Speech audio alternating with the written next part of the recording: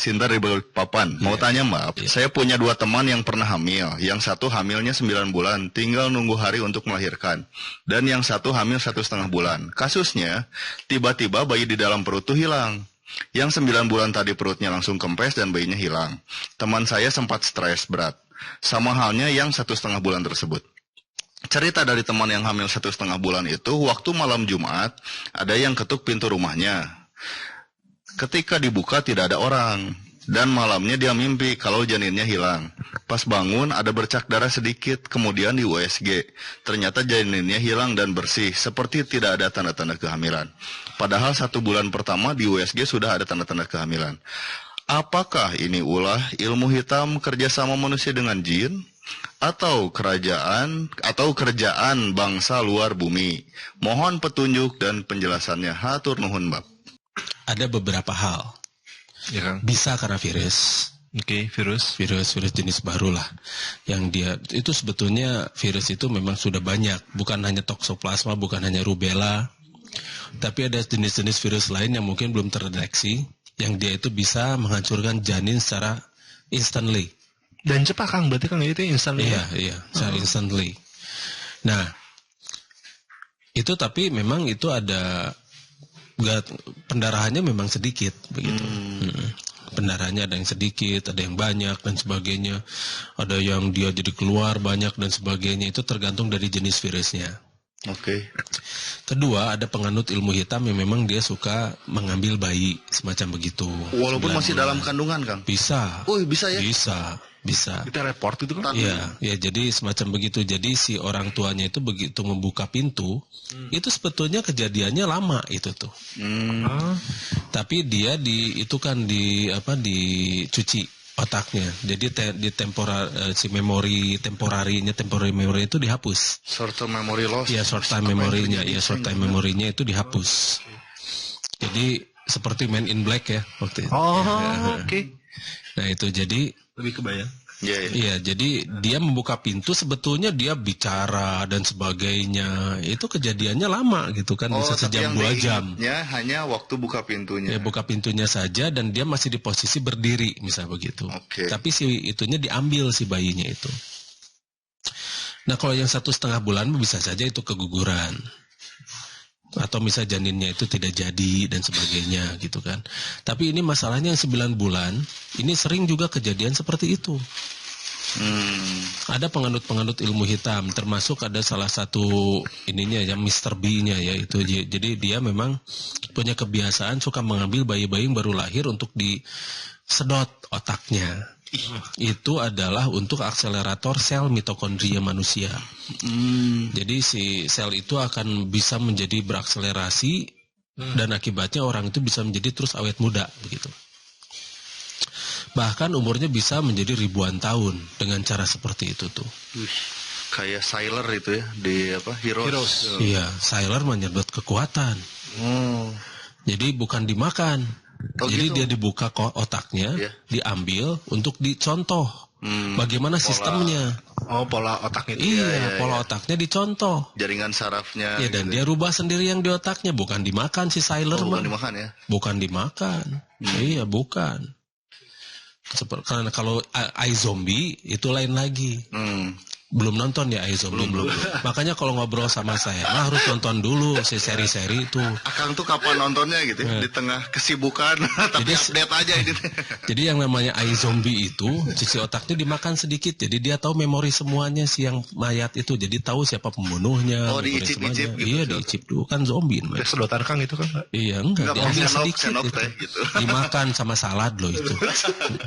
Astagfirullah. Iya. Jadi kalau misalkan makan otak sapi, memori sapinya dia tahu gitu ya? Iya, tahu. Waktu hidup. Iya, tahu waktu hidupnya. Ngagayemnya, jadi dia seperti sapi ngagayem. Kembali Kang. Kang gitu kan kalau 9 bulan pas sudah lahir Kang baru diambil. 9 bulan, iya. Tadi kan belum lahir Kang? Iya, belum lahir tuh bisa diambil keluar, bisa. Oh, bisa juga. Bisa. Kan, ya? Itu penganut, ada ilmunya itu. Untuk penganut ilmu hitam ada yang semacam begitu. Ada juga satu kejadian yang diambil oleh satu kaum. Kaum Kang. Kaum Ini yang Zervo ketiga ya. namanya. Tadi yang pertama, kedua itu ilmu hitam, yang ketiga oleh suatu kaum. Satu oke. kaum Zervo namanya itu, atau kaum yang lain lah, yang di sana dia itu akan dibentuk menjadi hal lain. Tapi sesungguhnya ada dewan yang menghalangi itu. Tapi masih ada 1-2 yang lolos, yang nanti dia akan dirubah dan kemudian dijadikan sebagai sleeper di sini. Sleeper itu maksudnya nanti manusia yang justru akan merusak manusia itu sendiri gitu loh. Belum. Di sleeper cell di sini tuh. Iya, iya. Jadi dia bisa ada di sini untuk merusak manusia itu sendiri. Dan itu ada kejadian seperti itu dan saya pernah menangani kasus macam begitu. Kasus yang diambil oleh yang ilmu hitam juga pernah. Pernah ya. Semacam begitu dan ternyata short time memorinya itu dihapus. Oh. Ya, tapi bisa dimunculkan lagi sebetulnya. Iya, iya, iya. Bisa dimunculkan lagi.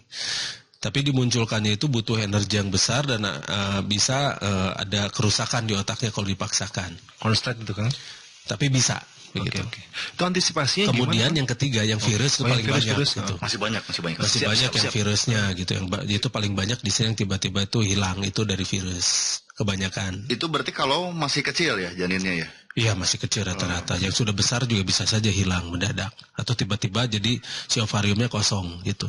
Karena virus. Iya bisa karena virus. Itu Kok ini virusnya kosong? alami atau Virus yang dibuat. dibuat ya? Iya karena sekarang itu virus itu dikembangkan. Oke. Virus itu dikembangkan membentuk virus-virus yang baru. Oke. Bukan masalah ini planet bumi dan sebagainya bentukan dari alam, tidak. Tapi ini sudah direkayasa genetik. Itu targetnya spesifik atau bisa terkena pada siapa Spesifik aja kan? agar manusia itu yang tertentu ya, yang mereka itu yang kekebalan tubuhnya kurang bagus, mereka akan meninggal dari oleh virus-virus itu. Ini sebagai inilah untuk menjaga populasi planet sebetulnya mereka membuat hal semacam ini seperti perang dan sebagainya gitu. Mereka mengembangkan itu dan disebarkan di negara-negara yang dunia ketiga seperti kita. Iya, iya. Lalu mereka jualan itunya juga, antinya juga, gitu. Jualan vaksinnya juga dan sebagainya. Itu mah konspirasi lah, semua orang udah pada tahu itu mah. Oke. Tinggal karena kita tidak punya bukti, akhirnya kita bisik-bisik di sini ya. Iya. Kita bisik-bisik aja di sini. Kita aja lah ini. Iya, kita aja.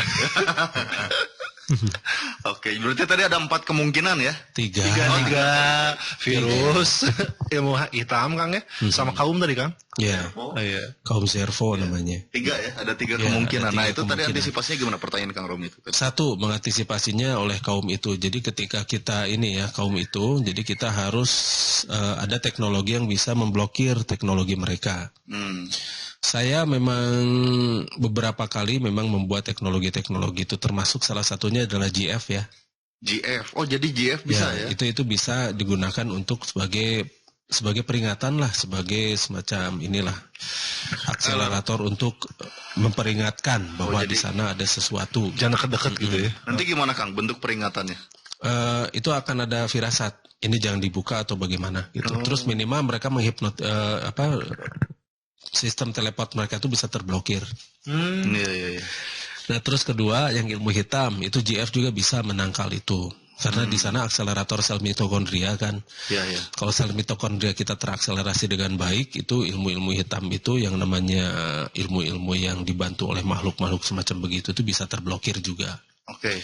Nah virus juga bisa insya Allah bisa dikuatkan karena kekebalan tubuh kita itu bisa terbantu oleh GF itu sendiri. Memang lebih bagus yang namanya super orgonite sih. Oke. Tapi untuk yang tidak punya itu ada alternatif lain Kang alat tersebut gitu? Ya latihan aja. Latihan. Ya, Siapa latihan. itu si ibu hamilnya atau Ibunya suaminya? harus dia tahu cara ininya. Belum Latihan berlatih buat saja. ibu hamil apa Kang? Yang rekomend? Ya ada beberapa cara sih. Tapi yang jelas dia harus berlatih dulu sebelumnya. Oh, jadi Kalau sebelum hamilnya dia udah harus latihan dulu. Iya. Oke. Mudah-mudahan bisa di ini. Iya. Tapi kalau Tapi latihannya kadang-kadang sendiri kalau misal kecolongan juga mungkin saja ya. mungkin aja ya. Ya mungkin aja kecolongan. Itu hanya untuk meminimalisir ya. Iya, Tadi itu. iya. Meminimalisir. Satu Kang, Kang mau tanya satu, bagaimana cara supaya fokus saat latihan? Karena sering gagal fokus. Yang kedua, bagaimana membedakan panas tenaga dalam dan panas-panas lain dalam perut? Misalnya panas karena sakit Nuhun gitu kan. Jadi pertanyaannya cara fokus latihan Kang. Terus yang kedua membedakan panas, tenaga dalam dan panas lain. Ya yang panas itu adalah tenaga dalam loh. Oke, itu. Karena itu adalah satu mekanisme tubuh manusia ketika melawan penyakit, melawan virus dan bakterial itu harus panas. Oke. Dan tenaga dalam itu adalah si hawa panas itu yang kita fokuskan pada satu titik sehingga tenaga kita menjadi berlipat. Jadi istilah ya tenaga dalam itu untuk hawa panas yang difokuskan tadi ya. Energi tubuh yang terfokus. Oke. Nah, terus yang kedua kenapa kita harus fokus? Ya. Suka dulu aja, seneng. Seneng pasti fokus. Kalau gagal fokus jadi sukain dulu Kang ya. Iya, berarti dia tidak suka latihannya. Biar suka latihan mesti gimana? Harus dengan semangat. Semangatnya itu bahwa kita punya motivasi. Nanti setelah kita berlatih baik dan sebagainya, kita akan begini, jangan malas. Ya satu contoh lah, kita akan fokus ketika nonton film yang ramai gitu. Misalnya fokus, diganggu juga malas. Nah coba kalau latihan. Seperti itu, asik tuh. Kebanyakan mah tidak fokus tuh karena dia inginnya cepat sakti, tapi latihan prosesnya nggak suka gitu loh. Itu mah secara psikologis sudah terbaca. Nah ini yang menjadi kita gagal fokus karena kita tidak menyukai apa yang kita lakukan. Ritual lah sok, ritual sholat yang selama ini dilakukan, apakah fokus kita? Jujur. Sering distract Kang. Ya. Sangat banyak distract. Ya Kadang gitu. sampai lupa ini rakaat keberapa ya? Ngaku aja dari awal juga nggak pernah fokus. Nama aja usaha Kang. Saya menjauh dari mic. Iya. Ya Ya sudah. kenapa ya nggak pernah fokus ya? Padahal Iya, tiap hari dilakukan. Ya padahal sebetulnya karena kita tidak suka. Coba jujur deh. Iya sih. Coba jujur. Rata-rata karena hanya sekedar gugur kewajiban kok. Ya kan? Ya. Yes. Padahal fawailul lil musholin, celakalah mereka yang sholat, allazina man sholatihim sahun. Apabila mereka lalai dalam sholatnya itu. Lalai itu padahal arti lalai itu di Al-A'raf 179 itu punya mata tidak melihat, punya telinga tidak mendengar, punya akal tidak dipergunakan. Oke. Dan itu lebih sesat daripada hewan ternak, itu di Al-A'raf 179 tuh. Oke. Jadi betul-betul yang namanya hati-hati itu. Ritual itu kita harus dengan spiritual. Jangan sampai kita hanya melakukan ritual tanpa spiritual, yaitu nol besar. Selama ini kan orang-orang kan diajarkannya ritual doang ya. Paham Ya. tidak? Betul, Gitu kan. betul. Yang salah siapa?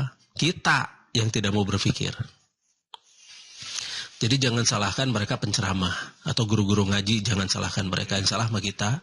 Murid juga harus itu Kang ya. Iya, kita yang tidak mau berpikir. Kitanya tidak menurut pada Allah. Pada Allah sudah menyuruh kita berpikir, menggunakan akal dan sebagainya.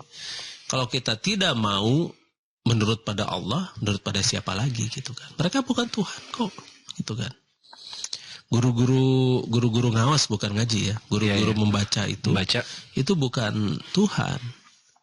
Apapun yang mereka tanamkan pada kita, belum tentu mereka itu benar di hadapan Allah kan. Apa jaminannya mereka benar di hadapan Allah? Tidak ada. Begitu kita tanya pada mereka pun paling dua reaksinya. Satu marah, Ya. kedua bilangnya walahu alam. Walahu alam bisawab. Ya kalau walahu alam atau nyanyawanan atunya. Jangan so tahu kalau misalnya walahu alam bisawab, jangan merasa diri paling benar dan sebagainya. Saya juga tidak ada jaminan bahwa saya itu benar di hadapan Allah. Siapa sih yang bisa menjamin? Tidak ada.